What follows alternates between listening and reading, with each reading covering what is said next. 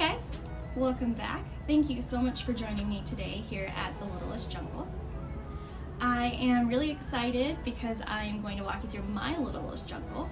We're going to take a look at some of my living walls, which are here behind me. We're going to look at some of the other plants in my collection, a couple of monsteras. So let's go.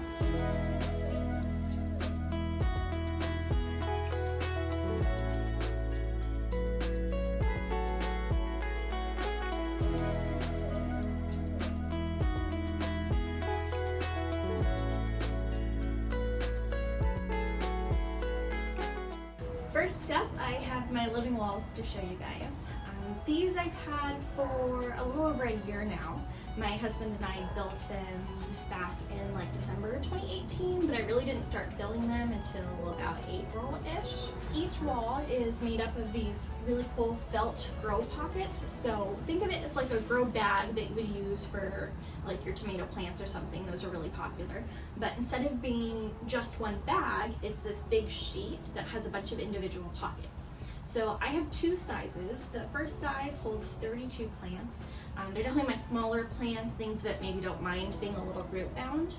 I have a few plants that I know in the future I'm going to have to move off of that wall because they will need more space.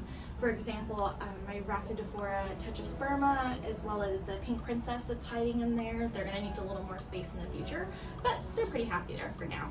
The other size that I have is going to hold 16 plants, so much bigger ones. And here I have mostly like anthuriums, some philodendrons. I've got this monstera type constellation hiding behind me. These are plants that should, for the most part, be pretty good with the space they have here. The monstera I probably will have to move eventually, but again, it's pretty alright there for now. This one here is one of my favorite monsteras in my collection, the Monstera Addisoni, and I love it because it's done so well climbing on this wall. The felt seems to really encourage aerial roots, I think because it stays a little bit moist and they can kind of tell that they can stick onto it. So it's climbing up really nicely. It stopped for the winter, but I'm really excited to see kind of where it picks up and how it looks at the end of the summer. The wall is outfitted with a sprinkler system. Now, it's not a true sprinkler system like you would think of having at your house where it's on a timer. Unfortunately, I only have a hose out here and it leaks if I leave it on with a timer, so I just turn it on and off myself. But the advantage of having the sprinkler system built in is that it's a much faster watering process and everything gets watered much more evenly with less runoff. So in each pocket, there are the little sprinkler nozzles. On the upper levels, each pocket has a sprinkler level. On the lower levels, it's really like every other pocket because the lower ones are getting some of the runoff from the upper levels.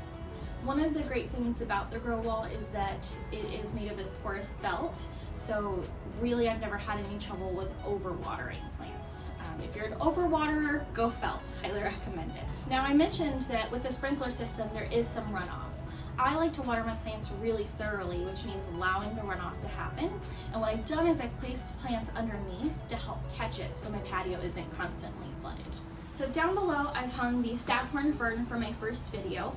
I ended up attaching it to the bottom of the grow wall frame with a wreath hanger. I just popped it on and bent it into the right position. So I've got that hanging there. I also have a walking tree fern which has seen better days. It's a little sad in the winter, but I expect we'll pick back up again. I have a couple of philodendrons, my peace lily collection, which you'll be seeing in another video, so keep an eye out for that. And I also have my biggest monstera. Unfortunately, it is a member of the One Leaf Club right now, but I'm really hopeful that as temperatures start to warm up, that it puts out another one. So I mentioned that it is currently winter, as you know. Luckily in Southern California we have very mild winters, but my patio is mostly shade. In the winter we really trend towards deep shade even. It's in the summer months that we get a little bit of direct light in the mornings. So what I've done to help the plants through the winter is I've installed these big grow lights overhead. So these are from Amazon. They were like 20 bucks. It was a really good deal. And they come with this big clamp that holds them to the top of the frame. and then each one has 2 prongs. So with them on, I kind of just manipulated them to see who was getting the most light, who maybe needed a little bit more light.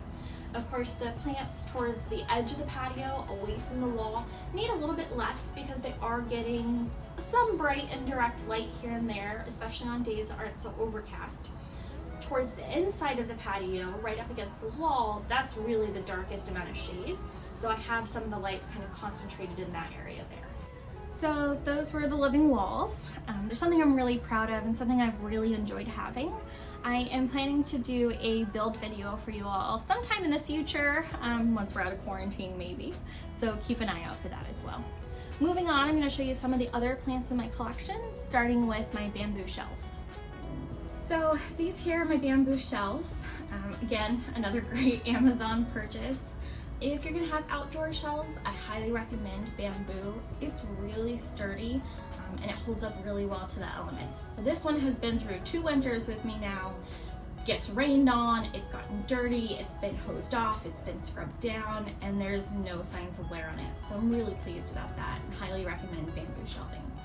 On my shelves, I have mostly plants that like a lot of sun. So of course, like I said, they're not getting sun in the winter. That's what the grow lights are for. But during the late spring and summer months, they do get a few hours of direct sun in the morning. So that's really nice for them. I have a sago palm. That's up high because I have a puppy dog who might nibble, and they are toxic to pets. So that's definitely something to keep in mind. If you have any pets or small kids, sago palms are super toxic, but very pretty looking. On the shelves themselves, I have a variety of plants. Again, all ones that really like a lot of sun. I have a calamansi, a few peperomias, and my big bird of paradise. Big in quotes, of course. Still a little guy at the moment. I also have one of the only ferns I have ever been able to keep alive, my asparagus fern. It's going through its awkward teenage phase right now, so it's got some little short strands and then some really long awkward ones. But I'm hopeful it'll fill out nicely. We just gotta give it some time. I also have on the lower shelves my philodendron Brazils. I have 2 of those, as well as just a standard green philodendron, or you'll hear it called like a heart-shaped vine. Those are on the lower shelves because they like a little less direct sun. There's only direct sun for a few hours in the morning, but these get filtered through the slats in the upper levels of the shelves, as well as through the other plants. So that's kind of a nice in-between level for them. I also keep most of my cute pots on the shelf because that way they're really visible.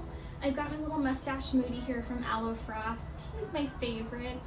Both the artist and the art are my favorite. They're just really happy. It makes me smile every time I see it. I've got these cute little owl pots. 2 of them are empty. One of them has my Hoya linearis. Those were a gift from my brother and sister-in-law, so that was really sweet of them. And then I also have a leopard planter from my other sister-in-law. That one is my all-time favorite planter because who doesn't want a leopard in their jungle? This is the other less often seen side of the patio. It's a little less interesting. There's less going on over here.